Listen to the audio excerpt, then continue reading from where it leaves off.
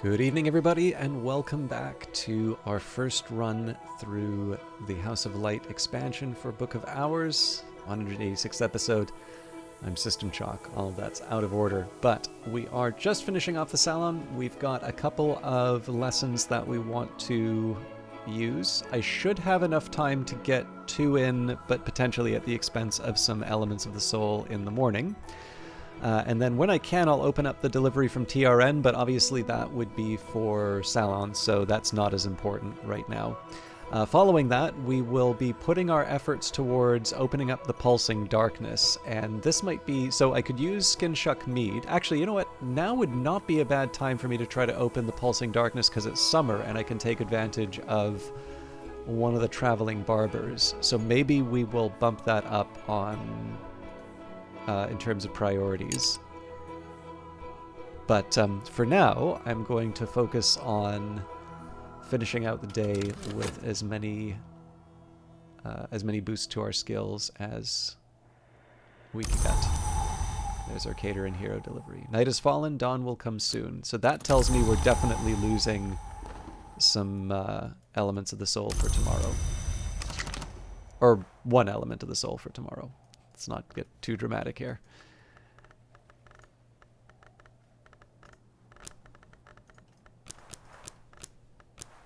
Another fruit plucked from knowledge's tree.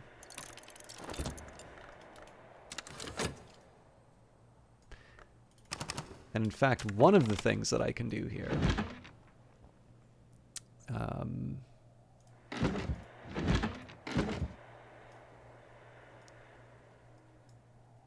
So we have less than a minute left, but what I can do... I can actually start working on the next level for Pearl and Tide. The logic here is that these are going to be elements of the soul that are occupied anyway. So we'll take the Shapt. So here we're looking for any Moon and Rose, so Confounding Parables works. I think we're on to the Devoured Tantra. I can never remember. Actually, I think we were starting from the beginning again on these. Now I'm trying to think. No, wait, is it written? I'll start from the beginning on Confounding Parables if I'm at that state. Okay, patterns doesn't help me, regrets doesn't help me, hindsight doesn't help me, fear doesn't help me, contradictions will.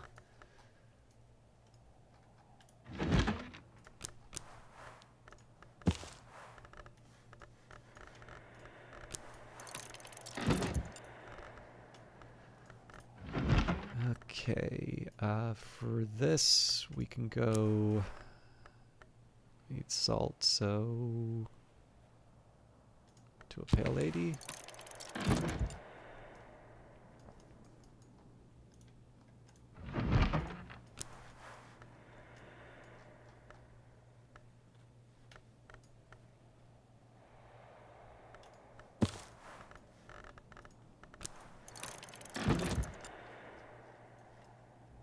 I think there's a real possibility that we will have...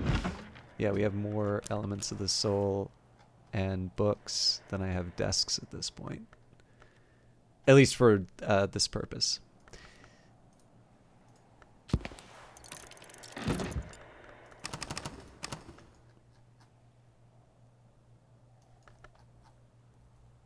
Alright.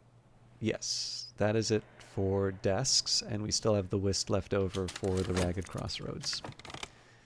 As I used to say in my youth, the day is done and so am I, but I've earned my pay.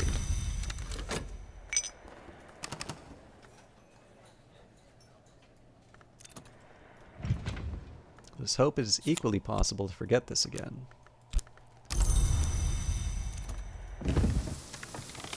I think we're just gonna bridge all of these.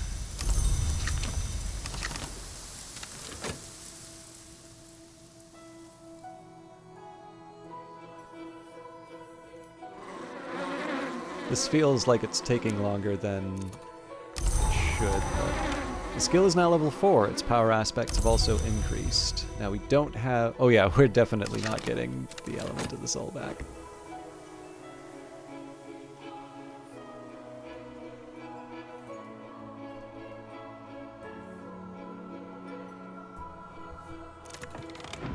Okay, An Exorcist's Field Manual, a practical guide to troublesome dead, grounded in theory but with a clear focus on their disposal by the redoubtable Detective Austerary Wheellock of the Suppression Bureau.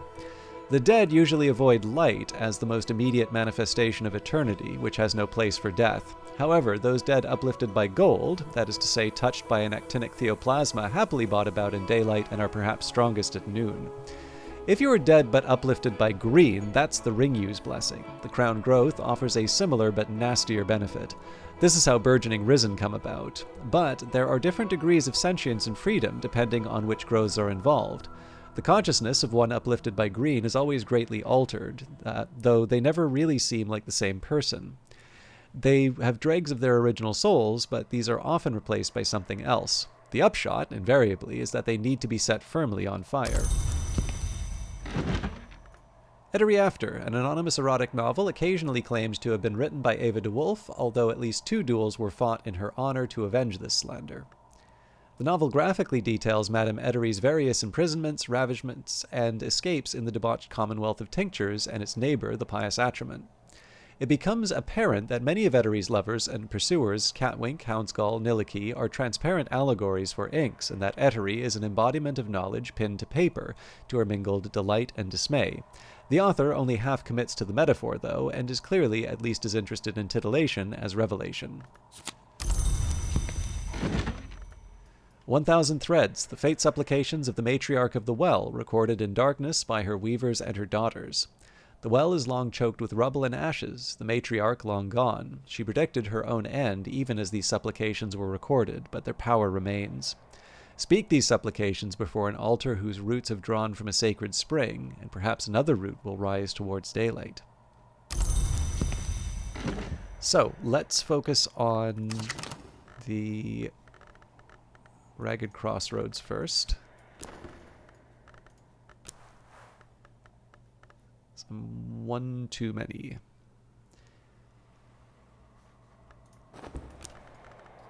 I don't think... Actually, I can probably keep the regret. Okay. Before I do that, let's actually commit to the leveling, just in case I did something silly.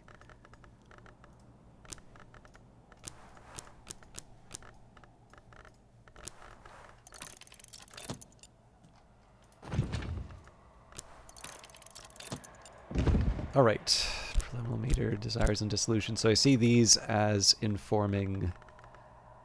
I see these as informing the Pearl and Tide leveling, and then the rest of these are just, they're whatever opportunities I can take, throughout the season. Remembering that one of my priorities now is going to be making a Skin Shuck Mead and getting.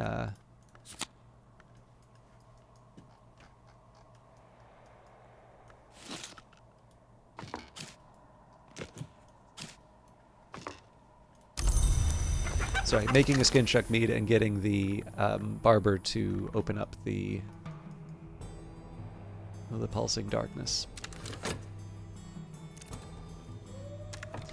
Unexpected finds in the folds of earth and sky. Serpentinite slab, the gray-green root rock of the Cornish coast. Pilchards. Pickle them alone, or they're pretty good on toast.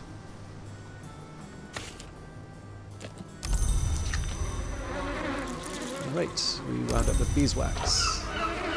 And a sound, so I theoretically could have put that in the bed slot as well. Okay, memories fade, assistance departs, but the soul is refreshed. So I'm going to take a flyer on the traveling barber right away. In summer, the barber comes by to keep the villagers kempt. A shilling will buy his services. Barbers offer moth and a little rose, alternatively add a soul card to find any rarer guests who might be seeking employment. Now, on top of that, I do want to make the Wistful Air again. Actually, you know what? A shaft might be a good idea here.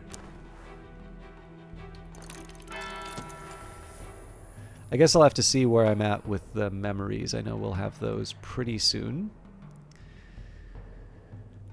Now, I'd like to read some books, but I think probably my best bet here is to actually play around in the Hall of Voices and try and make that Skin Shuck mead. And I'll confess, I'm not 100%. I do not normally make Skin Shuck mead. I've got plenty running around, so that's not a big problem. But I'm actually a little curious here. Oh, now this is interesting. So there does not appear to be a moth kitchen. I'm actually a little surprised that I didn't know that until now. Interesting. Okay, so if we do leaves and thorns and I don't know, let's add the health. So what I'm specifically looking for here, the funny thing about this is that I know there is it's like Honey, a Comprehensive Guide that specifically says how to make Skin Shuck mead. The problem is that I believe I don't remember the rest of the recipe. And something tells me, okay, let's throw the hive. I see, I don't think it's the Hive's Lament. Maybe. I mean, so it's definitely not this, but this is my highest nectar. Now, if I did do insects and nectars, well, there's 15 there, so that makes it less likely. I'm just trying to think what would be a good mothy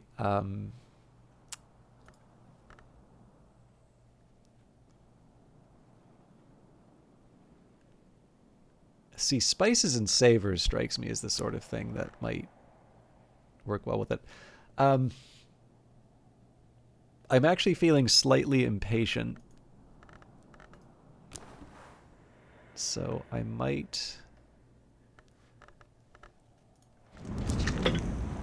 set aside making the Skin Shuck mead for a time when I'm willing to experiment, or at the very least until I've actually I think Honey, a Comprehensive Guide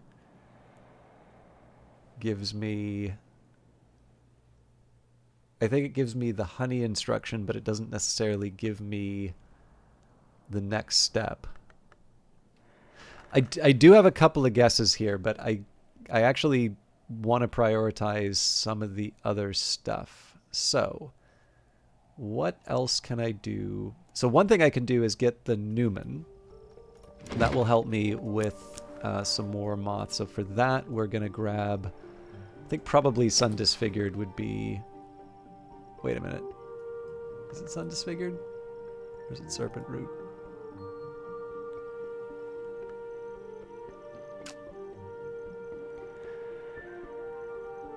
I will try Sun Disfigured with some hesitation.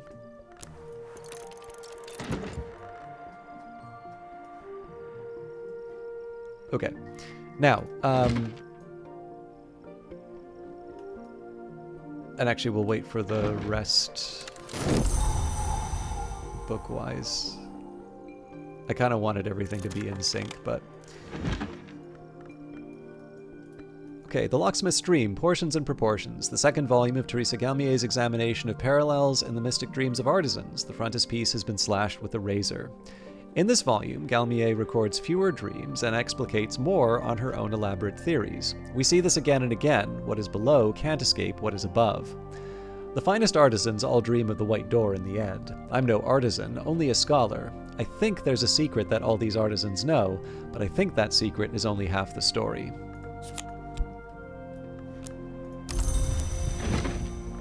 The Ascendant, the Edgelong Dardesh boasts of her victories over her brother, the enemy brother-enemy Tareg in the days of the Shadowless Empire. Sweeter than wine, the nectar is the blood of my brother. We have raised up armies one against another. We have sated the Blackbone with the sinking of our ships. Dardesh's boasting at length turns melancholy, and Edgelong is half a dyad. She may not defeat her hated brother-enemy without ending herself. She doesn't even want to, but she is aware, to her frustration, that she is a piece on the board, an axle on the ox cart, an essential part of the eternal engine of contention which the Lionsmith and Colonel use to sustain the world. To a Pale Lady, a collection of Franklin Bancroft's letters to Ava de Wolfe. There is a substantial body of erotic pleading and half-finished poetry, but also learned discursions on matters mythical and marine, as well as notes towards a comic opera on which Franklin and Ava were apparently collaborating. Do not return, O my light, to the sea. None of us can be what we were. That is history's curse. None of us know what we may be. That is history's gift. Your mothers, and the mothers of your mothers, are caught in eternity's jaws like a robe in a trap. It is the pearl that shines, but the tide that returns.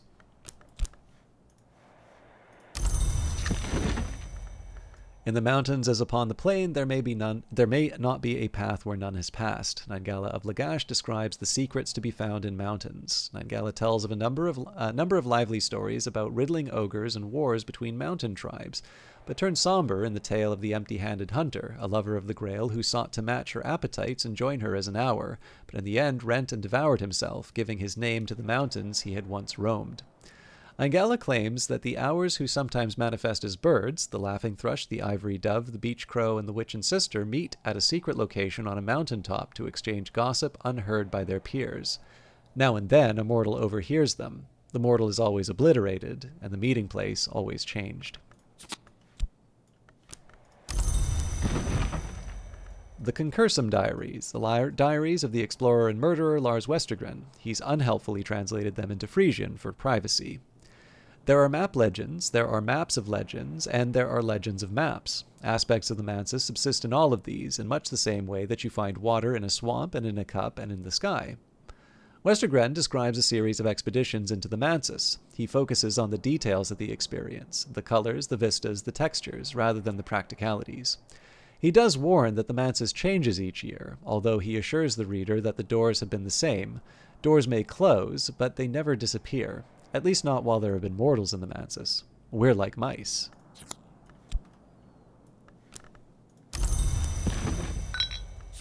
And assistance from a traveling barber. In summer, the barber comes by to keep the villagers kempt. A shilling buys his services. So, the first thing I can do with the barber's assistance is talk to him about Trist and probably also the Shears of the Sisterhood. Now, for leveling Pearl and Tide, I've got 7, so we've got 1, 2, 3, 4, 5. So then we can say 6 and 7 is probably my best bet here.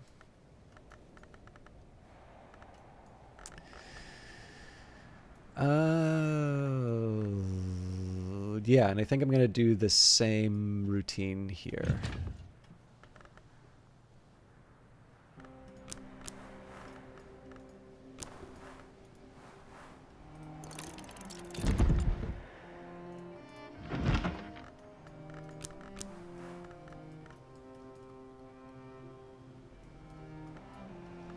So, again, we're just going to... Basically, from top to bottom, we're just going to get the exact same memories as before. If I missed something, then, you know, I'll take another look, but... okay, so that was Confounding Parable.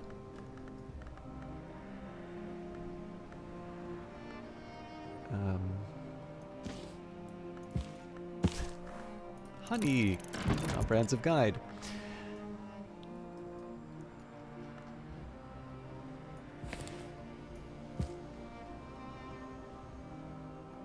I don't know how that works, but I'll take it.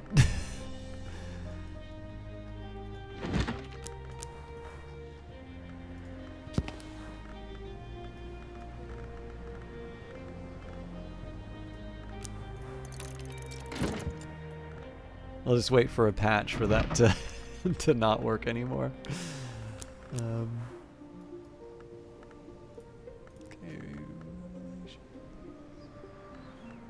So we're back to 3 flowers, half the tree. Actually, I also have a little more wriggle room with the memories because I didn't get the stolen secret.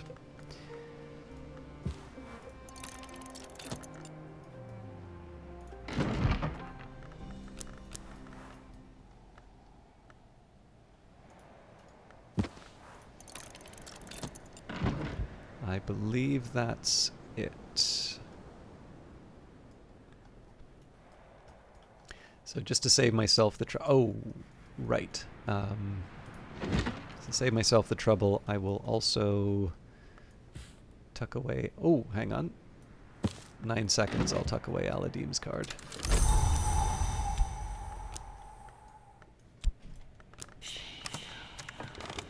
And an offer from Oriflammes. Oriflammes, established 1776, Sense, Signs, Sciences. Dear librarian, we would like to offer you this opportunity to purchase By Their Marks Shall Ye Know Them. A monster hunting initiate of the hour named the Colonel, who identifies herself as Little Sophia, provides advice on finding the weak spots of Long.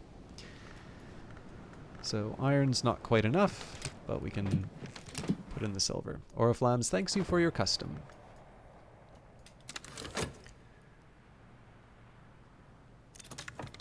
All right. Up to, excuse me. So Pearl and Tide, 1, 2, 3, 4, 5, 6, 7. At last, I approach mastery. Improve the skill to level 8.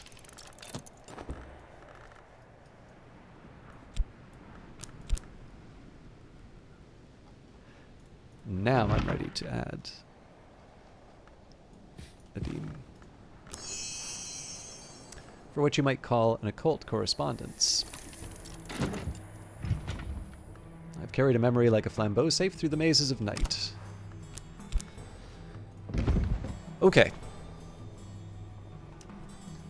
I also think I forgot to earn some more money, so we are... I think I can use the shaft for this. Fixing and mending, there's not much work on offer in Brandkrug, but I can find 6 pence worth of odd jobs. Now, I don't need to put well, in this case, excuse me, in this case I do need to put everything on hold because I just simply don't have any more desks. But basically, once the Pearl and Tide, because it's going up to level 9, takes up an unusually large proportion of the desks, or actually all of the desks in this case. But the idea here would be the plan that I have in terms of leveling up the sort of lowest of the options here. So we've got Disciplines of the Scar, which would be Edge and Lantern. So we can see that Ragged Crossroads has been promoted. For some reason I thought I was going to be doing Rhyme and Remembrance as well, but something got in the way. But yeah, so if the best that I've got, or sorry, for Disciplines of the Scarf, the best I've got for Edge would be Meniscate Reflections. That's already a 4. What I would want to look at here is make sure that there aren't any Lantern opportunities that are better. I mean, one thing that I could consider would be which of these do I want to, do I want to go for the one that's at the very top?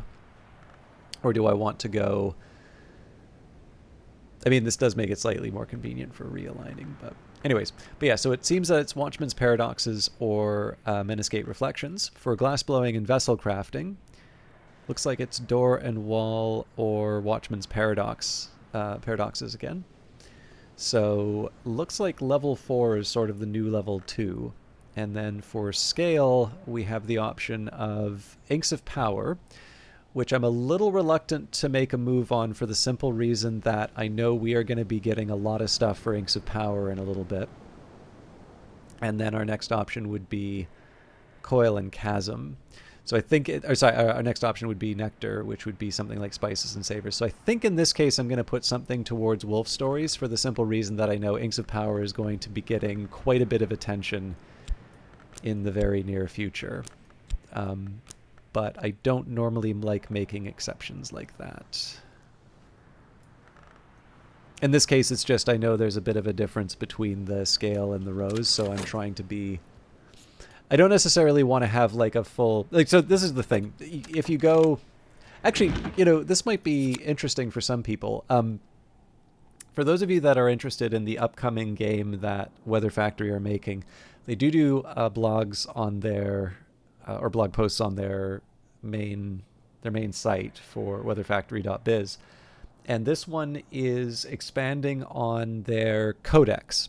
And the blog can sort of speak for itself, so I don't want to misrepresent. And I think everybody knows here that Alexis is a better writer than I am. but it's dealing with the idea that they don't want to create um, don't want to create what's effectively a book in the game, right? So this is going to sound a little weird while I'm playing a library simulator basically, but the idea here is that they don't want to make it so that you feel like you have to open up this help function and do homework and then like move like get the full read of what's happening in the secret world of this game so that then you can play. And one of the ways that they're handling that is um, when you encounter something new, that's when that gets added to the codex. Sorry, I completely got sidetracked in terms of where I was going with this. But yeah, I mean, part of what they're doing with this effort is to recognize that when we play games nowadays, even if the developer wants to keep some sense of mystery or, give you a direct challenge, most people are going to have a wiki open on the next screen. Um, so, to me, I don't quite see the value in playing Book of Hours completely mapping out every individual step that I'll take. And one thing that's kind of nice is because the books are randomly determined, like some of them are named books which are in the rooms, but generally I'm going to be drawing from a deck when it comes to the books that I have to catalog. There are limits in terms of the sort of planning that I can do anyway. But to me, I've always felt it's not as interesting to sort of sit down and have this big long-term plan in terms of what the Tree of Wisdoms looks like and how I'm most efficiently going to go through all of the different rooms. I find it interesting to find those efficiencies in terms of the day-to-day work, right? So how do I use all of my elements of the soul? But to me, some of the fun is, discovering something new, trying to play in a slightly different way. All of those things are the greater source of reward to me. And so, I don't know. To me, I sort of feel that that's comparable to what they're trying to do with the codex inside of the game. But yeah, in any case, so just back to that idea of sort of being thoughtful while not necessarily dedicating myself to, a perfect quote unquote playthrough. In this case here, I wanted to at least acknowledge that, sure, technically by my heuristic, I would be leveling up Inks of Power here, but because I know that there's going to be a lot of Rose aspect that we have in surplus, I'm going to act knowing that. All right. And for those of you that don't care about these matters, apologies for the digression.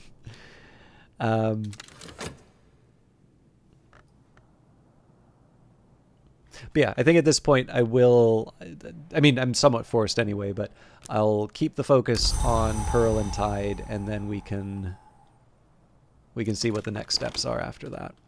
What comes, neither of us knows yet, but we will. All right, next up, we will hand off the shears. Proffer a tool. I can lend my assistants something to help, increasing their abilities. So it's not bad for me to just think about where we're at in terms of the characters' points. So we've got the Pulsing Darkness here. That needs to be a 15 moth. They're currently at 5. But we're going to be boosting that quite a bit when we add the Skin-Shuck Mead. So that's going to be another 6. So we're up to 11. There I would need to find another 4. Now, if I'm right with the Newman, we're good, right? I just hand off the memory, and I don't need to think about it anymore. The skill is now level 8. Its power aspects have also increased.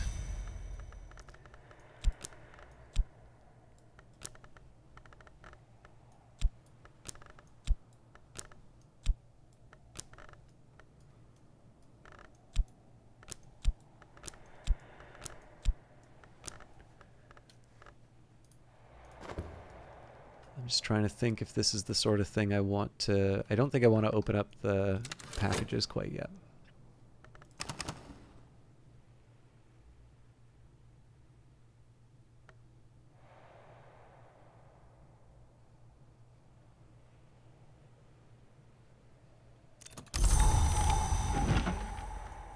The Sun Disfigured, a scroll of anthropoderm parchment written in the golden ink called Uzalt. The author of the text calls herself the Elegabline. Sometimes she seems to be Sunset Celia, the Watchman's name. Sometimes she seems to be Lady Tryphon, the Grail-Long. It is unclear whether these are separate entities or the same person. It may be unclear even to the writer. The flaws in the Sun's plan are elucidated. The Sun's plan itself is never entirely clear, but it is a project of some kind to enter, possess, or surrender to the glory, the pure light above the Mansus. This book suggests ways in which that plan might fail. The Sun's sins and the Sun's scars are our salvation. There are histories where they will trap us, preventing us rising to eternity. So that's more or less secured my my next room.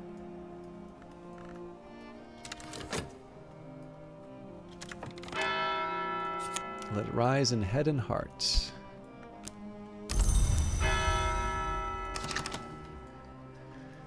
And I think we're in a good place to finish. I've got 2.2 seconds before all of the memories become available, but it'll give me something to do right at the start. We'll read a bunch of books. And then from there, this should give me enough, even without the occult scrap, I believe this should give me enough to level up Pearl and Tide to level 9. What we may do then is I may actually just commit all of the skills to the Tree of Wisdoms. One of the things that does potentially do is close me off from doing any more leveling in the sense of like breaking up a skill and putting the memories in. And like there's a side of me that says that's a little bit of a shame, just because I know that's something that people want to see, and always the newer videos are going to be the ones that people people see. So I know this. I know that on the subreddit for Weather Factory there was a question about how, like, so this comes back to me complaining about wikis. It was basically somebody reading the wiki about Numa and saying, well, why would I ever do this thing? And this is why I don't usually like reading wikis, which is there's a difference between knowing something and being able to rattle off a fact. So in some cases it's just nice to be able to sort of show how it works and why I'm giving up inks of revelation as opposed to purifications and exaltations and so on and so forth. But Numa's been a bit hard to come by, so I think once we get Pearl and Tied up, we're going to do a big commitment to the Tree of Wisdoms. And one of the advantages of that will be I can start thinking about leveling up a few of these elements of the soul as well. I might still keep 6 for the Salons, but I figure that maybe I can start moving up. Actually, I mean, I've been able to level up stuff like Shapt for a while. But yeah, in this case here, I think we don't have the same need to have a whole bunch of elements of the soul running around, and so we can start maybe focusing a little bit more on my own improvement and moving towards what I'll call some of my end game decisions. Of course, all of that will be happening in the next episode. So thank you very much for watching, and we'll see you in the next one. Take care.